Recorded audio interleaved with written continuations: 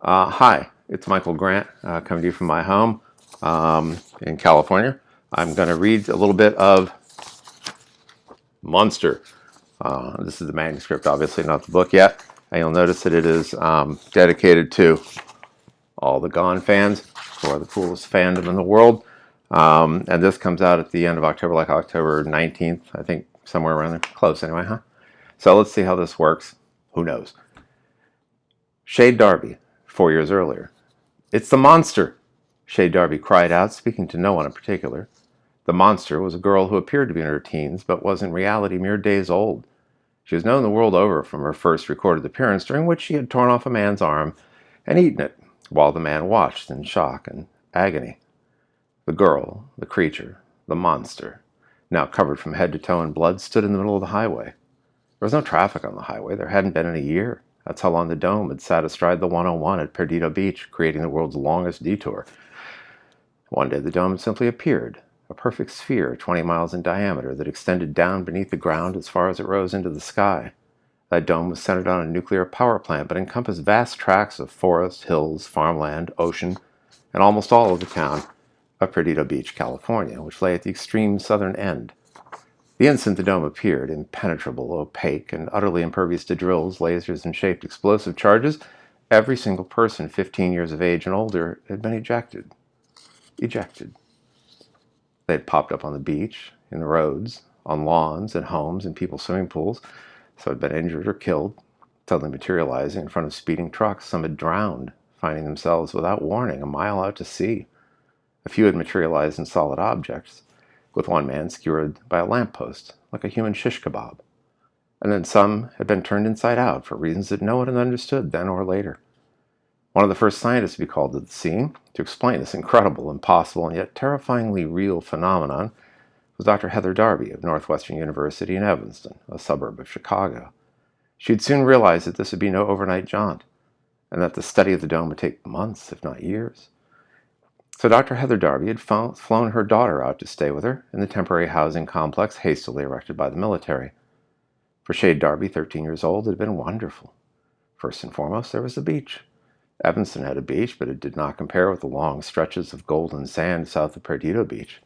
Then there was the excitement of being in a sprawling makeshift compound teeming with soldiers and police and scientists and media, and of course the families of the captives in the dome. The families.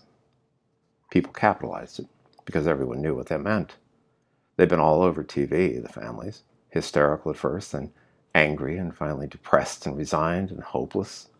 But most of all for Shade, there was the awe-inspiring, overwhelming presence of the dome itself. It was a mystery so profound that no human had yet come close to understanding it, not even her mother. Finally, after many months, a decision had been reached in secret, to explode a small nuclear device. That was the official term. Normal people called it a bomb, at the desert fronting eastern edge of the dome. It was the very first thing to have any impact whatsoever on the dome. And the effect it had was, well, the greatest show on Earth, the greatest show the world had ever seen, because suddenly the dome had gone transparent. When the dome first appeared and ejected everyone 15 and over, it was speculated that all those under that age were still inside the dome, but no one knew for sure. Many thought the dome might be solid, a massive ball, like the world's biggest ball bearing, just sitting there. But most believed that approximately 332 children, aged 14 down to newborn, were trapped inside. Oh, the theories. The theory Shade Darby liked best was that they were all inside, all those children. She had wanted to believe that some benign power had taken care of them. Shade, like most people, hoped that they were all somehow okay. Then the dome had become transparent, and the world seemed to freeze in place as every television and news website on Earth stared through cameras mounted on TV trucks and drones, helicopters and satellites, not to mention millions of individual smartphones, at what lay revealed. The children definitely were inside. They were not okay. They were not at all okay. They were filthy, starved, scarred in body and mind, armed with everything from spiked baseball bats, lead pipes, and kitchen knives to homemade flamethrowers, shotguns, and automatic weapons. There were far fewer than 332 still alive. They stared out through the dome, those wild children, and the world stared back. A savage descent of man, dystopian madness. And of course, an instantly trending Twitter and Instagram meme hashtag dome, hashtag Perdido Beach, hashtag LOTF, hashtag bubble kids. And then, when those inside had managed to communicate through scribbled notes held up for the cameras, the world had learned that those inside the dome called it, and a new hashtag was born, hashtag phase. The mordant acronym phase, Fallout Alley Youth Zone. But the dome was not the only warping of reality, for it soon became clear that some of those inside, not all, but some, had acquired fantastic powers. Supernatural powers. Comic book powers. Powers they did not always use for good. Shade had been there every day since the dome had gone transparent, watching rapt and often appalled. Her mother had standing orders for Shade to stay away from the dome, but Shade was the daughter of two scientists, and curiosity ran very deep in her genetic makeup.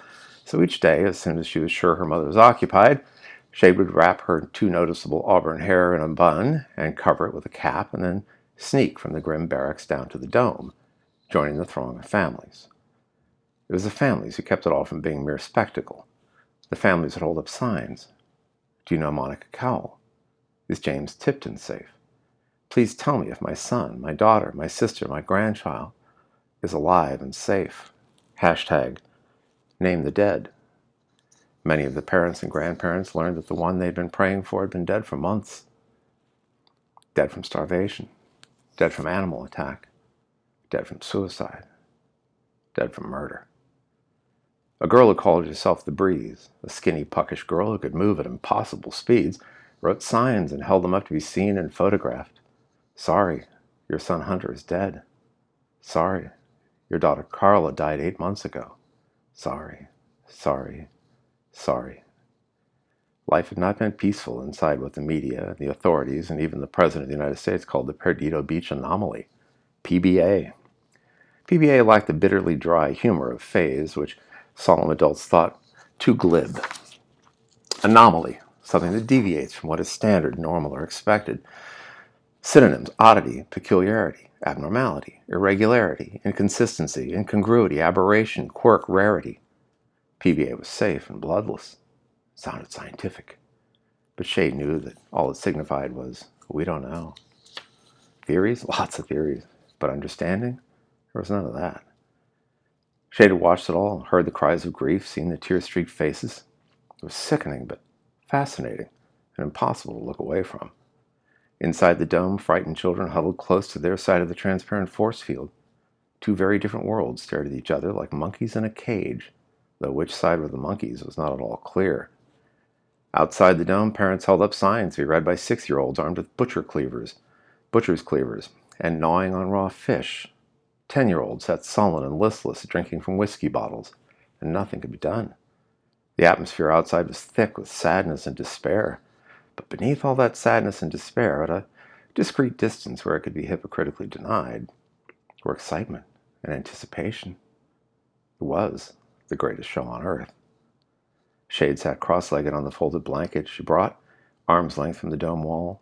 Just beyond, right where she could have shook their hands if the barrier were gone, sat half a dozen kids, ranging from toddler to teen, more behind, and more still stretching north and south.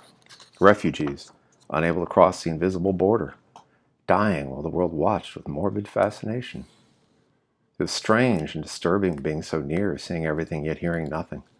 A few days earlier, Shade had been in this same spot, eating a cereal bar, and the kids on the other side had watched every bite with predatory intensity. They'd salivated like dogs. Shade had not made that mistake again. Then had come rumors of a terror to dwarf all others in the dome, a terror called Gaia, though the signs held up inside the dome used half a dozen different spellings: Gaia, Gaiu, hashtag Gaia. Dozens of fake Gaia Twitter and Facebook and Instagram accounts under that name, all finding the notion terribly amusing, until the tape. At the instant of transparency, at the moment the nuke had detonated, the dome's force field had failed for just a split second. A young man named Alex, an adult of sorts, had been attempting to climb the dome. In that instant of transformation, the dome had flickered, and he had fallen through, becoming the only adult inside. His bad luck. It had been his arm that Gaia had torn from his body, She then cooked the flesh with a blast of searing light from her hands and ripped the medium-rare flesh, chewing and swallowing as the man named Alex lay traumatized and weeping at her feet. This event had been caught on video. The video practically burned down the internet as everyone on planet Earth, not living in a cave or a coma, watched it in appalled fascination. It had taken a lot of the fun out of #Gaia for President. It was that girl, that monster Gaia, who now appeared at the south end of the dome covered in blood and burns, her clothing rags. Shade Darby's phone rang, making her jump. Her mother, of course. She knew why her mother was calling. Dr. Heather Darby was making sure her daughter was safe in the barracks because Heather Darby, at that moment, just 100 feet away in a tent crammed with scientific equipment, knew her daughter did not always listen to her. Shade let the call go to voicemail. No way she was leaving. No way she was going to miss this. The show was approaching its climax. Shade could sense it. Something big was coming. There came the chime of a text. Shade did not even look at it. And then as Gaia stared balefully down at the huddled mass of frightened children pressed against the dome wall, she raised her bloody hands. Shade! Shade Darby! Her mother's voice was barely audible above the rising swell of voices as people cried out and pointed. Gaia raised her hands, and beams of light so bright that Shade could scarcely look at them stabbed from Gaia's upraised palm into the crowd of children pressed desperately, hopelessly inside the dome. For what felt like slow-ticking minutes, Shade stared in disbelief. Children were sliced through by the beam of light. Children burned. A boy no more than 7 years old, melted like a candle in a microwave, burned and melted, and from Shade's throat came a rising wail, a scream, and all around her screams and bellows of horror, and then it all risen in pitch because sound did not escape the dome, but light did. Shade! Gaia's killing beams scythed through the children in the dome, but stabbed as well through the transparent barrier. Laser light burned cops, tourists, and media. It burned the families. It burned the tacky souvenir stands with their plastic dome keychains. People became herd animals, a mass of wildebeest spotting a lioness springing from the tall grass. People recoiled, backed away, saw the person standing beside them decapitated, and ran in sheer panic, all reason gone, shoving and climbing over one another as those deadly beams swept left and right, and people were cut down as they ran. Arms and heads dropped away like macabre litter. Torsos ran 2 steps before toppling over. Seared human meat smoked and sent up a nauseating barbecue smell.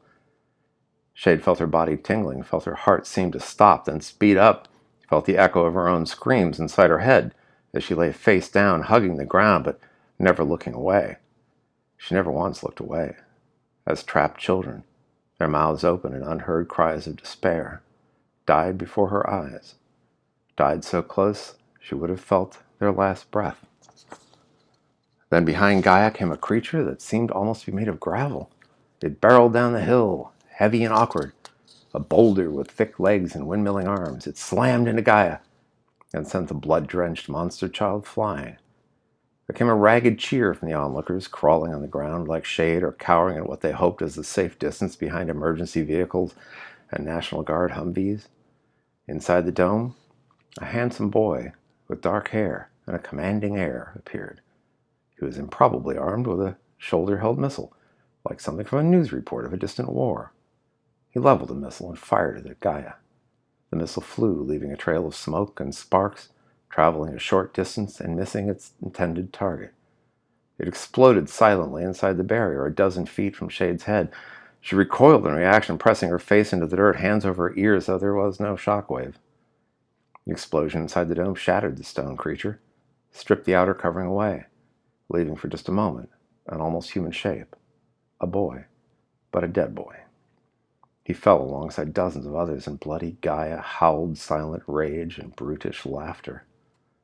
She was, Shade thought, the most amazing creature she had ever seen or imagined. Fearless, insane, evil, and powerful.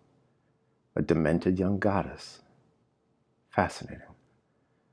Beyond Gaia, the boy who fired the missile seemed to shrug.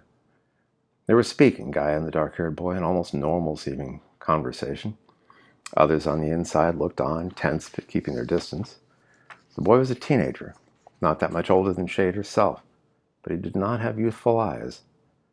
Then came a blast of light so intense it burned Shade's retinas, blinding her temporarily. She rubbed her eyes and blinked, and when she could see again, both the dark-haired boy and bloody Gaia were ashes. And suddenly Shade heard new cries, new sounds from a new direction, from inside. Screams, moans of pain, and the gibbering of pure terror. She smelled the smoke of the burning forest at the far end of the phase. She smelled the final, sickening excretions of the dead so near at hand. She smelled the brackish odor of freshly spilled blood. A dead child sagged forward and lay across the line of the dome wall, hand outstretched, almost touching Shade. The dome was gone. A panicked mob of the starved, filthy, ragged, scabbed, heavily armed inhabitants of the Perdido Beach anomaly rushed heedlessly out into the world. Dozens of them clambered madly over their own dead and wounded friends. One, in her panic, kicked Shade's head, stunning her. Shade tried to rise to avoid being trampled, and a girl no more than 10 or 11 years old raced screaming by, swinging a machete at imaginary pursuers.